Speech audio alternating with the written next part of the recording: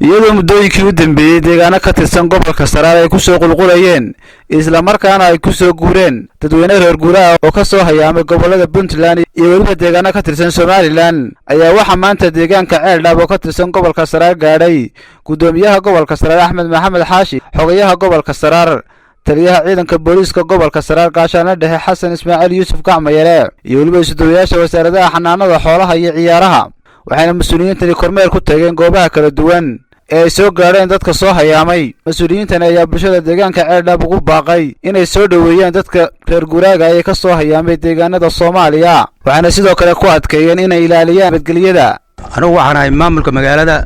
odaga haydhka Ceeldhaab waxaa dhacday ilaahay wuxuu noo keenay raxmadu ma weyna ummadda isugu timi Ceeldhaab iyo Caynaba dawladda Soomaaliland waxaan u sheegaynaa in gobol kasta gobollo badan la isaga yimi Laascaanood meesha la yaho Garowe Puntland meel kasta waa la isaga yimi anagu haddaanu nahay dadka roobku helay ee loo yimi waxaanu isku wacyi gelinay inaanu guryaha uga baxno oo degalada uga baxno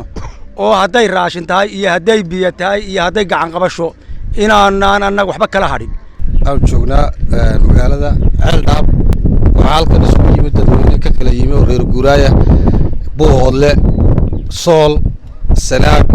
iyo guud ahaan gobolada Puntland qaybo kala duwan ka socda ayaa halkan isugu yimi sidaa darteed waxay noqotay lagama maarmaan in dadka la dhex tago la soo dhaweeyo nabadgelyada iyo arrimo ku saabsan iyo sidee wada noolaan lahaayeen dadkaas reer guuraaga ay isugu wada iman lahaayeen iyo arrimaha xoolaha caafimaadkooda dhammaantoodba iyo deegaamo ka mid ah gobolka Saraar oo lagu soo hayaamay ilaa iyo deegaamada Puntland waana dadkii xoolo dhaqatada ahaa ay aad isugu yimaadeen oo xoolo dad badan oo aad badan ku soo hayaamay dhinacyada Puntland waa saaka waxaan aynu dhinaynaa xaaladda caafimaad xagga xoolaha iyo xaaladaha wacyigelin xagga nabadgelyada ah oo dadka deegaanka soo dhaweyntooda inay soo dhaweeyaan dadkaas ah xaaladuna xoolaha aad bay fiican yihiin waxaan rajaynaynaa in talabaadkan wasaaradda ka dalbanay in timo degdeg ah la keeno oo la xoojiyo oo taasina iyadana warkeeda hore gudbinay halkani waa ceelkii Ceeldhaab iyo tuuladiiba halkaas oo ay ka cabayaan xoolihii dadkii soo guuray iyo kuwii deegaanka yaalayba dadkii hore deegaanka u yaalay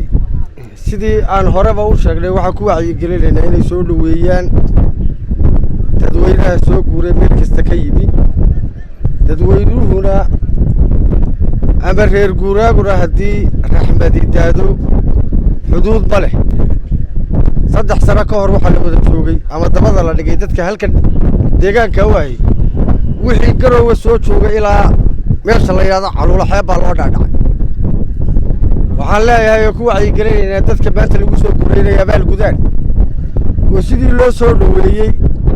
ay dadka u soo dhaweeyaan nabadgelya ka jirta gobolkan iyo Somaliland nabadgelyo wax laga baqaya iyo wax xabsi midna jiraan ciidanka booliiskuna wuxuu istaabay u yahay maamulka gobolka inay ka qayb qaataan soo dhaweynta iyo taakulaynta dadka soo guurtada waxa jira dad qoryeysita waxaan uga digayaa in la iska dhigo qoriga nin waliba gurigiisa soo dhigto magaalooyinka iyo laabiga aan lala soo gelin cidii aanu ku qabanana waxa ciidanku ka qaadaya talaabo adag oo sharcigu u ogol yahay dadka kale ee soo guurtada ah iyo dadka hore u deganaa waxaan leeyahay dad walaalaatiin dad isku mid ah tihiin kolba halkii roobku ka da'o iyo halkii raxmadda Ilaahay ku horeyso ayaa lagu horeeyaa dadka si fiican u soo dhaweeya kuwa sii deganaayo kuwa idin yimid si fiican u soo dhaweeya kuwa yimidowna si fiican ula daaqa dad walaalaatiin intaasaan idin farayaa xagga hubka ciidanka bileysku wuxuu idin amray ee uu ku celceliyay ee uu maanta iyo horeba idin amray baa la raacayaa ninkii hubka la soo galay magaalada hadhow qorigiisu calaacal ma leh ninkii meelaha la isugu yimaado ceelka la soo gala iyaduna calaacal ma leh qoriga hadhow yaa la isweydiin nin walba gurigaaga ku hayso nin walba hubkaaga meel gaar dhigo looma baahna inaad meelaha bulshadu isugu imanayso aadna timaadaan intaasaan idin farayaa dadka soo guurtada ah dadkaad meesha ugu timid waa walaalihiin baqasho ma leh waxay idin yeelayaan ma jiro